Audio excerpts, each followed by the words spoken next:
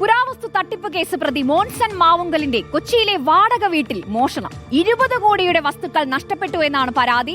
വീട്ടിൽ സ്ഥാപിച്ചിരുന്ന CCTV തകർത്തുകൊണ്ടായിരുന്നു ഈ മോഷണം. മോശയുടെ അംശപടി കണ്ണന്റെ വെണ്ണക്കുടമടക്കം ഒരു കാലത്ത് മോൻസൺ മാവുങ്കൽ ആളുകളെ പറഞ്ഞു പറ്റിച്ചിരുന്ന വ്യാജ പുരാവസ്തുക്കൾ. ഈ വ്യാജ പുരാവസ്തുക്കളുടെ കേന്ദ്രമാണ് കലൂരിലെ ഈ വാടക വീട്.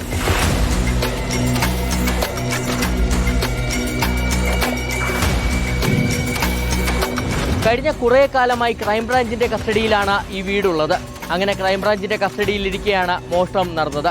2 ആഴ്ചയ്ക്കുള്ളിലാണ് മോഷണം നടന്നതെന്നാണ് നിഗമനം. വീട്ടിൽ സ്ഥാപിച്ചിരുന്ന CCTV ക്യാമറകൾ തകർത്ത ശേഷമായിരുന്നു മോഷണം. 20 കോടി വില വരുന്ന വസ്തുക്കൾ നഷ്ടമായെന്നാണ് പരാതി.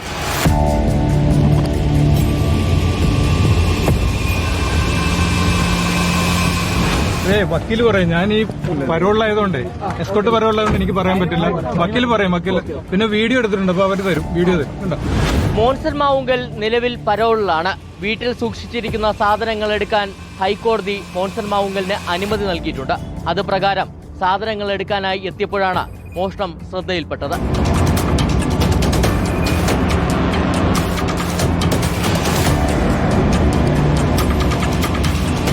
നഷ്ടമായെന്ന് പറഞ്ഞു കഴിഞ്ഞാൽ പ്രധാനപ്പെട്ട സാധനങ്ങളൊന്നും തന്നെ കാണാനില്ല. അപ്പോൾ അദ്ദേഹത്തിൻ്റെ വിലപിടിപ്പുള്ള സാധനങ്ങൾ, അദ്ദേഹത്തിൻ്റെ അവകാശപ്രകാരം 20 കോടിയോളം വിലയുള്ള സാധനങ്ങൾ നഷ്ടപ്പെട്ടിട്ടുണ്ടെന്നാണ് പറയുന്നത്.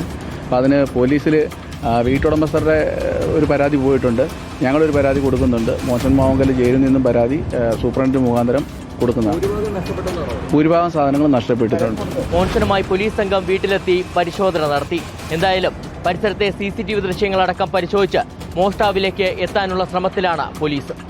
വീഡിയോ ജേർണലിസ്റ്റ് ഹണി തങ്കപ്പനൊപ്പം reporter SS Sharan, in reporter, Kochi.